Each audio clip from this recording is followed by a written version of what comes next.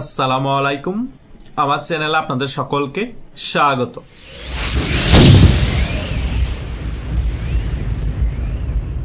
বাংলাদেশের সাথে আমেরিকার যে দেশবিরোধী চুক্তি হয়েছে, সার্বভৌমত্বের হুমকি হবে এমন চুক্তি হয়েছে বাংলাদেশের সাথে আমেরিকার। এই চুক্তি নিয়ে যখন বাংলাদেশের জনগণ ফুঁসে উঠেছে এই চুক্তি বাতিলের জন্য এবং আমেরিকার সাথে টানাপোড়েন চলছে বর্তমান বিএনপি সরকারের, তখনই হঠাৎ করে আরেকটি তোলপাড় তৈরি হলো ভারত জুড়ে। বিভিন্ন নিউজ মিডিয়া এই নিয়ে আলোচনা করছে। আমেরিকার পররাষ্ট্রমন্ত্রী মার্কো রুবিও ভারত সফরে আসছেন। এই বিষয়টা নাকি ক্লিয়ার করেছে ভারতে বর্তমান আমেরিকার নিযুক্ত রাষ্ট্রদূত সার্জিও গো। হঠাৎ করে ভারতের মধ্যে কেন এই সময়ের মধ্যে আমেরিকার পররাষ্ট্রমন্ত্রী মার্কো রুবিও আসছে? শুধু তাই নয়, মার্কো রুবিও ভারত সফরে আসার পরে কিছু গুরুত্বপূর্ণ বিষয় আলোচনা করবে। সে গুরুত্বপূর্ণ আলোচনা করে মীমাংসা করবে এবং মার্কো রুবিও ভারত সফর থেকে চলে যাওয়ার পর তার কিছু সময়ের মধ্যে ডোনাল্ড ট্রাম্প ভারত সফরে আসার আলোচনাও তুঙ্গে। হঠাৎ করে আমেরিকা এত ভারত ভিত্তিক কেন দেখাচ্ছে এবং ভারতের সাথে কি গুরুত্বপূর্ণ বিষয় আলোচনা করে মীমাংসা করবে? এই সকল বিষয় নিয়ে আমাদের যারা বাংলাদেশের নাগরিক আছে তাদের মধ্যে ধোঁয়াশা তৈরি হয়েছে এবং ভারতেরও অনেক নাগরিকের ধোঁয়াশা তৈরি হয়েছে। এই নিয়ে গতকালকে আমাকে আমার 2জন সাবস্ক্রাইবার প্রশ্ন করেছে, ভাইয়া আমরা তো এই সকল নিউজ ইউটিউবের মধ্যে দেখছি অনেক জায়গায়, কি জন্য হঠাৎ করে মার্কো রুবিও ভারত সফরে আসছে? আপনি যদি এই নিয়ে কিছু আলোচনা করতেন তাহলে আমরা কোনো বিষয়ে কনফিউশন থাকতাম না, কিছু ধারণা পেতাম। আজকে আমি এই বিষয়গুলো নিয়ে একটি ছোট আলোচনা করব। আশা করছি আপনারা কিছু ইনফরমেশন পাবেন। শেষ পর্যন্ত ভিডিওটি দেখবেন, তাহলে সকল বিষয় ক্লিয়ার হয়ে যাবেন।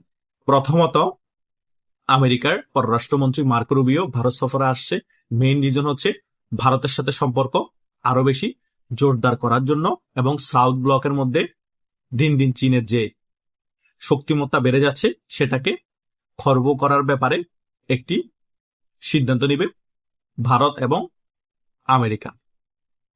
এটা হচ্ছে সবচেয়ে গুরুত্বপূর্ণ একটি কারণ। আর দ্বিতীয় কারণ হতে পারে বাংলাদেশের মধ্যে আমেরিকা এখন যেভাবে প্রভাব বিস্তার করছে এবং আমেরিকার সাথে বাংলাদেশ সরকারের যে চুক্তি হয়েছে 12 ফেব্রুয়ারি মাহবুব নির্বাচনের আগে, সেই চুক্তি যাতে বহাল থাকে, ভারত যাতে কোনোভাবে কূটনীতিক প্রেসার ক্রিয়েট না করে বর্তমান বিএনপি সরকারকে, সেই বিষয়ে আরেকটি গুরুত্বপূর্ণ আলোচনা করবে মার্কো রুবিও।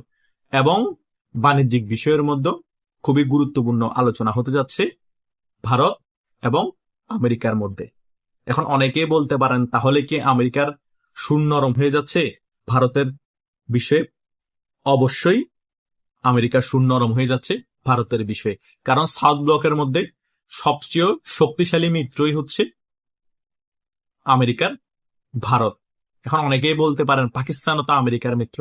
ভাই, পাকিস্তান আমেরিকার মিত্র হলো, পাকিস্তানের মধ্যে সবচেয়ে বেশি বাণিজ্য করছে চীন এবং চীনের থেকে পাকিস্তান সব থেকে ঋণ বেশি নিয়েছে এবং চীনের জেট প্লেন ব্যবহার করেই কিন্তু কিছুদিন আগে ভারতের সাথে যুদ্ধ করেছে। সো একেবারে যে পাকিস্তানকে দিয়ে চীনকে চাপে রাখতে পারবে আমেরিকা, সেটা আমেরিকা কখনোই চিন্তা করে না। এটা সত্য যে পাকিস্তানের মধ্যে আমেরিকার একটা আধিপত্য আছে, কিন্তু কিন্তু পাকিস্তানকে দিয়ে চীনকে কাবু করতে পারবে বা চীনকে দুর্বল করতে পারবে, চীনের শক্তিমত্তা খর্ব করতে পারবে, সেটা কখনো পারবে না আমেরিকা। একমাত্র ভারতকে দিয়েই পারবে। সেই কারণে সাউথ ব্লকের মধ্যে ভারতকে সবচেয়ে বেশি প্রায়োরিটি দেয় আমেরিকা এবং ভারতের সাথে যতই খারাপ সম্পর্ক হয়ে যাক কিছুদিনের মধ্যে সেটা আবার ঠিক করে ফেলে।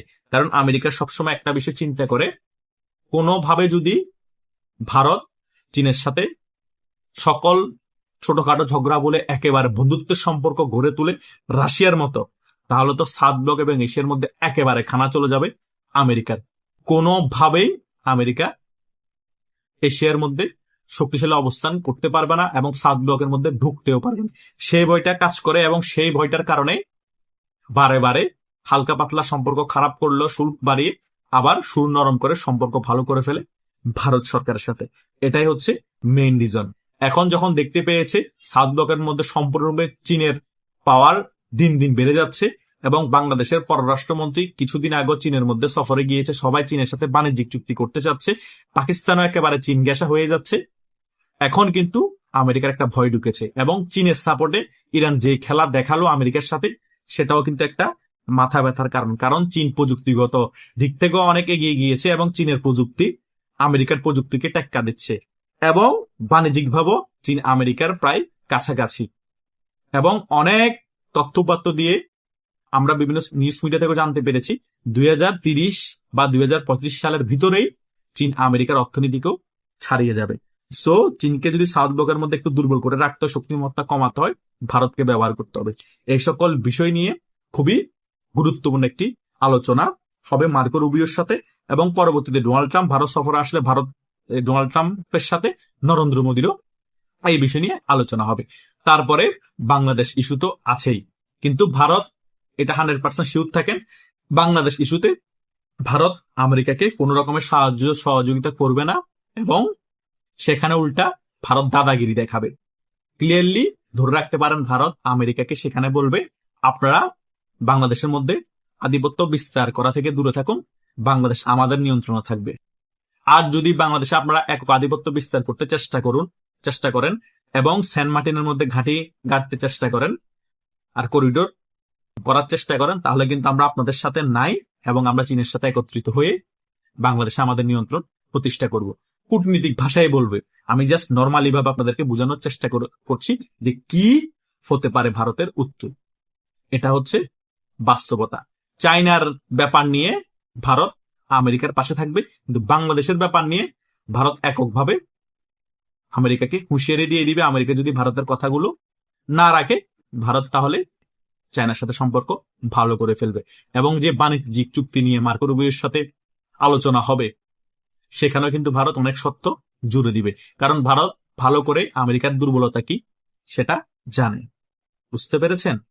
তাই আমাদের আরো কিছু সময় অপেক্ষা করতে হবে ভারত সফরে মার্কো রুবিও আসার পরে, এবং মার্কো রুবিও চলে যাওয়ার পরে কি পরিস্থিতি হয় বাংলাদেশের, এবং ভারত বাংলাদেশের সম্পর্ক কোন পর্যায়ে গিয়ে ঠেকে, এবং আমেরিকা বর্তমান বিএনপি সরকারের সাথে কেমন সম্পর্ক রাখে, এবং কিভাবে এই বিএনপি সরকারকে প্রেসারে রাখে যে চুক্তি যাতে কোনোভাবে বাতিল করা না হয়।